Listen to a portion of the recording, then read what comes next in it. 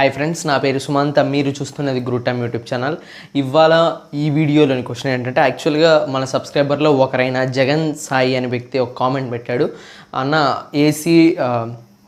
AC derivations అంటే simple చెప్పాలంటే AC fundamentals గురించి చెప్పండి అన్న, ఆర్ఎల్ ఆర్సీ ఎల్సి గురించి కూడా చెప్పండి అన్న అని కామెంట్ పెట్టాడు. కాబట్టి తన కోసం అని చెప్పి ఈ వీడియోలో ఓన్లీ నేను ఏం చేస్తానంటే AC fundamentals regarding the resistor, అంటే ఒక రెసిస్టర్కి ఏసీ సప్లై ఇచ్చినప్పుడు ఏ విధంగా వర్కౌట్ అవుతుంది, ఏ విధంగా ఆపరేషన్ జరుగుతుంది, దాని యొక్క ఫార్ములాస్ ఏంటి, అంటే ఇంపెడెన్స్ ఫార్ములాస్ ఏంటి, పవర్ యొక్క ఫార్ములాస్ ఏంటి, యాజ్ వెల్ యాజ్ ఏం జరుగుతుంది ఆపరేషన్ అనేది నేను వేవ్ ఫార్మ్స్తో వేసుకొని మీకు చూపిస్తాను ఫ్రెండ్స్. సో కాబట్టి దానికి సర్క్యూట్ డయాగ్రామ్ పడుతుంది కాబట్టి నేను కొద్దిగా వీడియోని స్కిప్ చేస్తాను. యాజ్ వెల్ యాజ్ ఏంటంటే పూర్తి డెరివేషన్ మొత్తాన్ని నేను వేసుకొని చూపిస్తాను. ఎందుకంటే ప్రతి ఒక్కటి చేసుకుంటూ వెళ్ళిపోతే టైం అనేది ఎక్కువ అవుతుంది, వీడియో లాగింగ్ కూడా ఎక్కువ అవుతుంది.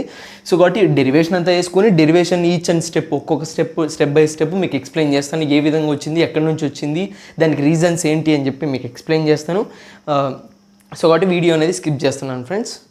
సో కాబట్టి ఫ్రెండ్స్, ఏసీ యొక్క ఫండమెంటల్స్ అంటే సింపుల్ చెప్పాలంటే ఒక రెసిస్టర్కి ఏసీ సప్లై ఇచ్చినప్పుడు అది ఏ విధంగా వర్కౌట్ అవుతుంది అంటే కన్నా, సో కాబట్టి దాని యొక్క డెరివేషన్ ఇది. యాక్చువల్గా అయితే చూడండి, ఇక్కడ చూస్తే కన్నా ఏసీ సప్లై ఇస్తాము అంటే వి అనే వోల్టేజ్తో ఇస్తాము. దాని యొక్క వాల్యూ ఏంటంటే విఎం సైన్ ఒమేగా టీ. ఈ సైన్ ఒమేగా టీ అంటే ఏంటో కూడా నేను చెప్తాను. యాక్చువల్గా ఏంటంటే ఒక ప్యూర్ రెసిస్టర్లో కానీ ఏసీ సప్లై కానీ ఫ్లో అయితే దాంట్లో అంటే ఆ రెసిస్టర్ గుండా ఆ యొక్క కరెంట్ వెళ్ళినప్పుడు, అంటే కరెంటు వోల్టేజ్ సింపుల్గా చెప్పాలంటే పవర్ వెళ్ళినప్పుడు the phasor angle between the voltage and current ఏంటంటే జీరో ఉంటుంది. దాని మీనింగ్ ఏంటంటే ఇక్కడ మీరు కన్నా చూస్తే కన్నా అంటే ఏదైతే సైన్ వేవ్ ఫామ్ నేను వేసానో ఆ వేవ్ ఫామ్ చూస్తే కన్నా మీకు క్లారిటీ ఉంటుంది. ఇదేమో వోల్టేజ్ లైను అండ్ ఇదేమో కరెంట్ లైను అంటే ఐ అని రాస్తున్నా.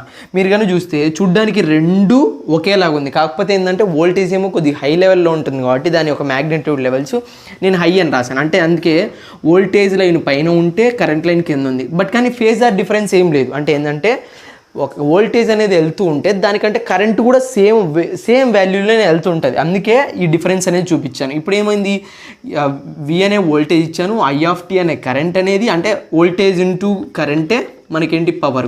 సో కాబట్టి ఆ పవర్ వాల్యూస్ ఈ యొక్క రెసిస్టర్కి వెళ్తున్నాయి.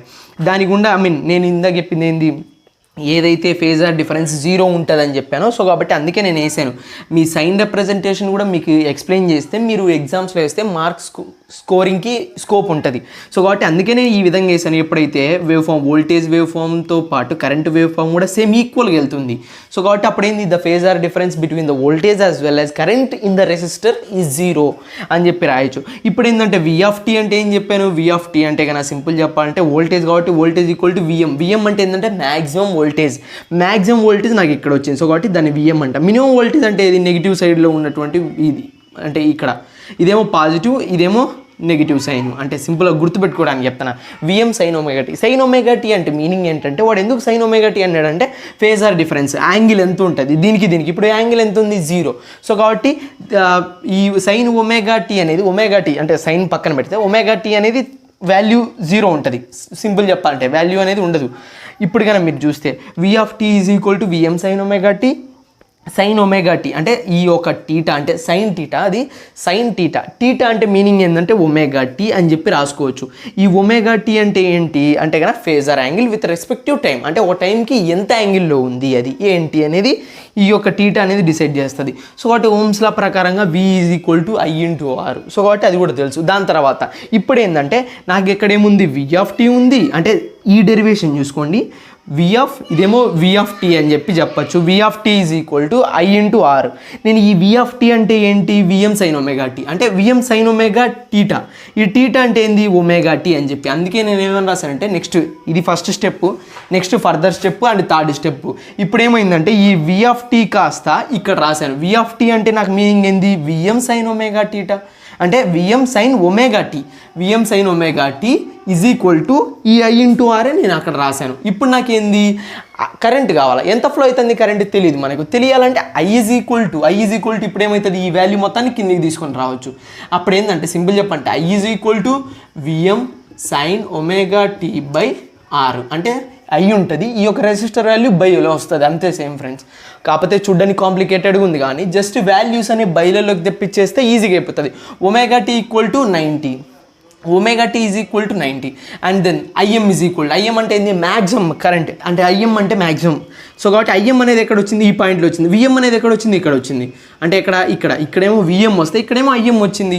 ఇప్పుడు ఏమవుతుంది ఐ ఈజ్ ఈక్వల్ టు అంటే ఐ అంటే ఏంటి ఇక్కడ ఐ ఆఫ్ టీ అని మీనింగ్, అది I of tea is equal to అంటే I of tea is equal to IM sine omega t, IM sine omega tea. ఇప్పుడు ఏంది ఇంతవరకు వచ్చింది నాకు, ఒకటేమో వోల్టేజ్ వాల్యూస్ వచ్చినాయి అంటే ఇది విఎం సైన్ ఒమేగా టీ అనేది voltage value, IM sine omega t అనేది కరెంట్ వాల్యూ. ఇప్పుడు నాకు పవర్ కావాలి అంటే ఈ రెండింటికి క్యాలిక్యులేషన్ అంటే వోల్టేజ్ ఇంటూ కరెంటే power P is equal to voltage into current. నేను ఇందాక చెప్పింది వి అంటే ఏంది విఎం సైన్ ఒమేగా టీ, అంటే ఇది రాస్తాను friends, V of tea is equal to VM sine omega T. So కాబట్టి వి ఆఫ్ టీ అంటే కన్నా VM sine omega T and I of T అంటే ఏంది నేను ఏం చెప్పాను ఇందాక, ఐ ఆఫ్ టీ అంటే ఐఎం సైన్ ఒమేగా టీ. ఇప్పుడు కన్నా చూస్తే కన్నా ఫ్రెండ్స్ ఇప్పుడు P equal to V into I చెప్పాను, విఎం అంటే వి అంటే కన్నా VM sine omega T and I of T అంటే కన్నా ఐఎం సైన్ ఒమేగా టీ. ఇప్పుడు విఎం రెండు నేను మల్టిప్లై చేస్తాను, దీంట్లో నాకు కామన్గా ఉండేది ఏంటంటే విఎం ఫర్ ఎగ్జాంపుల్ ఇక్కడ కామన్గా ఉండేది నాకు కామన్గా ఉండేది ఏదంటే సైన్ ఒమేగా టీ కామన్ ఉంది. అప్పుడు నేనేం చేస్తాను విఎం ఐఎం పక్కన రాసేసి విఎం ఐఎం పక్కన అంటే విఎం ఇంటూ ఐఎం అని రాసి దాని తర్వాత ఏముంది రెండు సైన్లు ఉండే కాబట్టి సైన్ స్క్వేర్ టీటా అని రాస్తా. అంటే యాక్చువల్గా అయితే సైన్ స్క్వేర్ టీటా అంటే నాకు మీనింగ్ ఏంది ఒమేగా ఇంటూ టీ. సో కాబట్టి సైన్ స్క్వేర్ టీటా అంటే టీటా ప్లేస్లో ఒమేగా టీ కాబట్టి స్టార్టింగ్లో చెప్పిన దాని ప్రకారంగా ఒమేగా టీ అని రాశాను. ఇప్పుడు సైన్ స్క్వేర్ టీటా అంటే sine square omega tea is equal to 1 minus cos omega tea by 2. So కాబట్టి ఇది నాకేంది మ్యాథమెటికల్ డెరివేషన్ ఈక్వేషన్స్ ఇంటిగ్రేషన్స్ కాదు డిఫరెన్షియేషన్లో విఎం బై ఐఎం బై 2 అనేది నేను ఇప్పుడు ఏం చేస్తాను ఈ 2 కాస్త బయటికి తీసుకొని వస్తాను. అప్పుడేమవుతుంది యాక్చువల్గా అయితే ఇక్కడ ఏం చూస్తే విఎం ఇంటూ ఐఎం అని ఉంది, విఎం బై ఐఎంని అట్లాగే ఉంచేసి ఈ సైన్ స్క్వేర్ టీటాలో నేనేం రాస్తున్నా సైన్ స్క్వేర్ ఒమేగా టీ అంటే కన్నా ఈ 1 minus cos omega tea by 2 అంటే ఈ 2ని కాస్త బయటికి రాసాను. అప్పుడేముంటుంది 1 మైనస్ కాస్ 2 ఒమేగా టీ. అంటే 2 అనేది ఎందుకు వచ్చిందంటే సైన్స్ 2 ఉన్నాయి కాబట్టి ఈక్వేషన్స్ ప్రకారంగా నేను తీసేసుకున్నాను సింపుల్గా. ఇప్పుడు ఏమవుతుందంటే కాస్ 2 ఒమేగా టీ. ఇప్పుడు కన్నా మీరు చూస్తే కన్నా నేను ఇప్పుడు విఎం ఐఎం బై 2 అనేది ఉంది కదా, ఈ బై 2 అనేది అట్లాగే ఉంచేసి నేను ఇప్పుడు మల్టిప్లై చేస్తున్నా అంటే విఎం ఐఎం బై 2 ఇంటూ 1 అని చెప్తే కన్నా విఎం ఐఎం బై 2 అంటే అంతే కదండి ఫ్రెండ్స్, ఏ ఇంటూ 1 అంటే కన్నా దాని ఆన్సర్ ఏనే. సేమ్ అదే విధంగా ఈ టోటల్ వాల్యూ ఏ అనుకుంటే ఏ ఇంటూ 1 ఏమవుతుంది ఏనే అవుతుంది, ఏ ఇంటూ 1 ఏ అదే VM into IM by 2 into దీన్ని నేను మల్టిప్లై చేస్తాను దీంతో ఒకసారి అండ్ మళ్ళీ ఈ విఎం ఐఎం బై 2ని నేను మళ్ళీ కాస్ 2 ఒమేగా టీతో నేను మల్టిప్లై చేస్తాను. అప్పుడు ఏమవుతుంది దీంతో మల్టిప్లై చేసి అంటే సింపుల్గా చెప్తాను చూడండి, ఏ ఇంటూ 1 మైనస్ బి అనుకోండి. అప్పుడు వాల్యూ ఏమవుతుంది ఏ ఇంటూ 1 ఒకటి ఏ మైనస్ ఏ మైనస్ ఇంకోటి ఏమవుతుంది ఏ ఇంటూ బి కాబట్టి ఏబి అయిపోతుంది. సేమ్ అదే కాన్సెప్ట్తో నేను VM into IM by 2 into 1 చేస్తే విఎం ఐఎం బై 2 వచ్చింది. దాని తర్వాత మైనస్ 1 కాస్త మల్టిప్లై చేస్తాను. ఇప్పుడు మిగతాది ఏంది కాస్ 2 ఒమేగా టీ. నేను దీంతో మల్టిప్లై చేస్తే సేమ్ వాల్యూస్ వస్తాయి. సో కాబట్టి VM IM by 2 cos 2 omega t అనే వాల్యూ వచ్చింది ఫ్రెండ్స్. ఇప్పుడు ఈ రెండిట్లో అంటే ఇదొక పార్ట్ అంటే నేనేంది ఇదొక పార్ట్ సేమ్ అదే విధంగా ఇదొక పార్ట్ నేను ఇక్కడ ఏం రాసానంటే ఇది ఒకవేళ కాన్స్టాంట్ సప్లై వచ్చినప్పుడు విఎం బై ఐఎం అనే వాల్యూ ఉంటుంది. అంటే ఏంది పవర్కి ఇన్ టర్మ్స్ ఆఫ్ పవర్లో చెప్తున్నా నేను, అందుకే power in case of resistance అని రాసింది. పవర్లో చెప్పినప్పుడేమో అంటే కాన్స్టాంట్ పవర్ వచ్చినప్పుడేమో ఈ ఫార్ములా ఉంటుంది. ఒకవేళ ఫ్లక్చువేషన్స్ వస్తుంటాయి ఏసీ అంటేనే ఆల్టర్నేటింగ్ కరెంట్ ఫ్లక్చువేషన్స్ వచ్చినప్పుడు అంటే ఒకసారి అప్ ఒకసారి డౌను అంటే వోల్టేజ్ స్పైక్స్ హార్మోనిక్స్ ఇవన్నీ నేను బేసిక్గా అంటే అనుకొని చెప్తున్నాను. సో కాబట్టి అప్పుడు ఏమవుతుంది అంటే VM IM by 2 cos 2 omega t అనే వాల్యూ వస్తుంది. ఇదేమో కాన్స్టాంట్గా ఏసీ సప్లై ఉన్నప్పుడు విఎం ఐఎం బై 2 సరిపోతుంది. ఒకవేళ ఫ్లక్చువేషన్స్ కూడా ఉంటాయి కాబట్టి మన అజంప్షన్స్లో ఎప్పుడు ఏసీ సప్లై కాన్స్టెంట్గా ఉండదు, ఫ్లక్చువేషన్ అయితేనే ఉంటుంది. కాబట్టి నేను ఫ్లక్చువేషన్ కూడా అందుకే ఫ్లక్స్ అని రాసుకున్నాను. యాక్చువల్గా అయితే ఫ్లక్చువేషన్స్ అని రాసుకోవాలి. Vm/Im/2 cos 2 ωt. ఈ cos 2 ωt అనేది ఎందుకు వచ్చిందంటే ఫ్లక్చువేషన్స్ ఉంటాయి కాబట్టి, అప్పుడు కూడా ఫేజర్ డిఫరెన్స్ సమ్ వాల్యూస్ ఉంటాయి కాబట్టి దానికి తగ్గట్టు ఫ్లక్చువేషన్స్ ఉన్నాయి కాబట్టి ఈ cos 2 ωt అనే వాల్యూ వచ్చింది. ఒకవేళ ఫ్లక్చువేషన్స్ ఇక్కడ ఏం లేవు, అందుకే కాన్స్టెంట్ నేను చెప్పాను కాబట్టి Vm/Im/2. సో కాబట్టి ఇది ఫ్రెండ్స్ అట్ లాస్ట్కి పవర్కి వచ్చినటువంటి ఫార్ములా. దాని తర్వాత నెక్స్ట్ ఒకవేళ ఇన్ కేస్ నేను ఓన్లీ ఫ్లక్చువేషన్స్ గురించి మాట్లాడుతున్నా. ఇప్పుడు Vm/Im/2ని cos 2 ωt తీసుకుంటే కనుక ఇన్ కేస్ ఈ cos 2 ωt అనేది 0 అయిపోయింది అనుకోండి, ఫ్లక్చువేషన్స్ ఏం లేవు, సింపుల్ 0 అయిపోతే నాకు అప్పుడు ఏమవుతుంది అంటే ఈ వాల్యూ అనేది లేదు అని అనుకుంటే పవర్ ఈక్వల్ టు Vm/Im/2 అనేది వచ్చింది.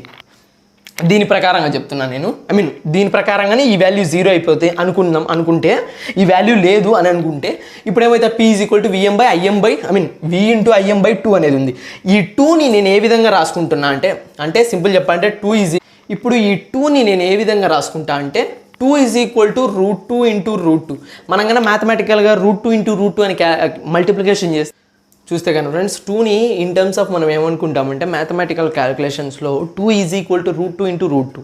సో కాబట్టి ఈ విధంగా రాసుకున్నప్పుడు నేను ఏంటంటే ఎందుకంటే రెండు ఉన్నాయి కాబట్టి అంటే Vm అనే వాల్యూ ఒకటి ఉంది, Im అనే వాల్యూ ఒకటి ఉంది. బట్ కానీ నేను ఏం చేస్తాను, ఈ 2ని కూడా రెండు విధాలుగా స్ప్లిట్ చేస్తాను.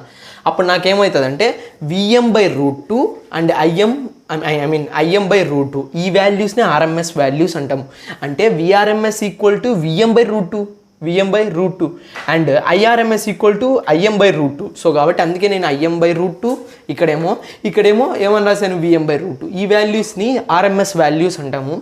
ఇప్పుడు ఏంటంటే నేను ఆల్రెడీ స్టార్టింగ్లో చెప్పేటప్పుడు చెప్పాను the phasor angle between the voltage and కరెంట్కి, అంటే వోల్టేజ్కి కరెంట్కి యాంగిల్ అనేది 0 ఉంటుంది. సో కాబట్టి అందుకే నేను ϕ = 0 అని రాశాను.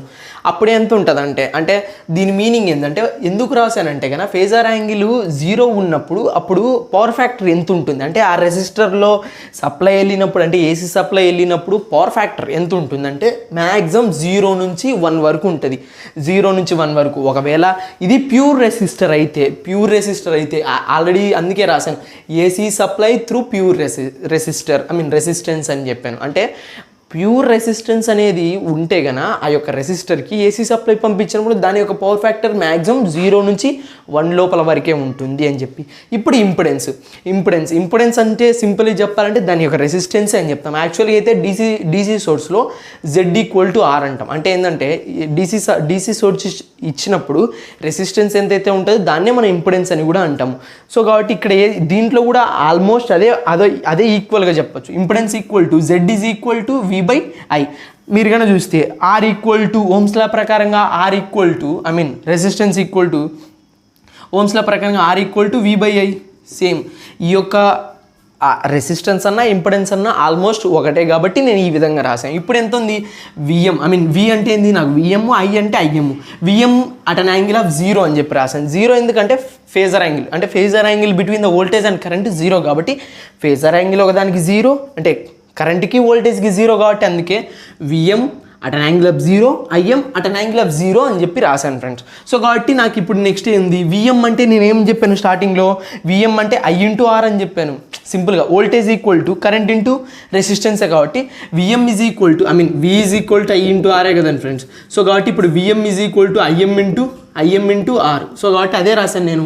ఇప్పుడు Vm అనేది ఇక్కడ ఉంది కాబట్టి నేను ఇక్కడ ఏం రాశాను అంటే ఈ ఫేజర్ యాంగిల్స్ తీసేస్తే కదా ఇప్పుడు ఏముంటుంది Im/R ఉంటుంది. Im క్యాన్సిల్ చేస్తే నాకు ఉండేది R. అంటే ఏంటంటే Z = R. సో కాబట్టి అదే రాశాను నేను. సో కాబట్టి Z అంటే ఏంది ఇంపిడెన్స్ = రెసిస్టెన్స్. ఏ విధంగా అయితే నేను స్టార్టింగ్లో చెప్పానో రెసిస్టెన్స్ = ఇంపిడెన్స్ అని సేమ్ అదే కాన్సెప్టే. ఎప్పుడైతే కరెంట్ ఇచ్చిన ఏసీ సప్లై ఇచ్చినప్పుడు కరెంట్ ఎంత వస్తుంది అంటే కన్నా Vm sin ωt అనే వాల్యూ వస్తుంది. కరెంట్ ఎంత అంటే కన్నా Im sin ωt and power value ఎంత అంటే కన్నా ఈ వాల్యూ P = Vm/2 అనేది ఒక వాల్యూ. అదేంది కాన్స్టెంట్ ఇచ్చినప్పుడు ఇంకోటేమో ఫ్లక్చువేషన్స్లో ఉన్నప్పుడు Vm × Im/2 cos 2 ωt అనే వాల్యూ ఒకటి. ఇప్పుడు ఫేజర్ పవర్ ఫ్యాక్టర్ ఎంత అంటే మ్యాక్సిమం వచ్చేది 0 to 1 అని చెప్పచ్చు. అండ్ దాని తర్వాత ఇంపిడెన్స్ ఎంత అంటే కన్నా Z = R. సో కాబట్టి ఇది ఫ్రెండ్స్ ఏసీ సోర్స్ ఒక రెసిస్టర్కి ఇచ్చినప్పుడు రెసిస్టర్కి ఏసీ సప్లై ఇచ్చినప్పుడు ఈ విధంగా ఈ రెసిస్టర్ అనేది వర్కౌట్ అవుతుంది. సో కాబట్టి ఇది ఫ్రెండ్స్ జగన్ సాయి అనే వ్యక్తికి అర్థమైంది అనుకుంటా. వీడియో కన్నా నచ్చితే లైక్ చేయండి, షేర్ చేయండి, సబ్స్క్రైబ్ చేయండి. నా యొక్క వీడియోస్ కన్నా మీకు రావాలంటే పక్కనే ఉన్నటువంటి బెల్ ఐకాన్ని క్లిక్ చేయండి. Thank you friends, thank you for watching.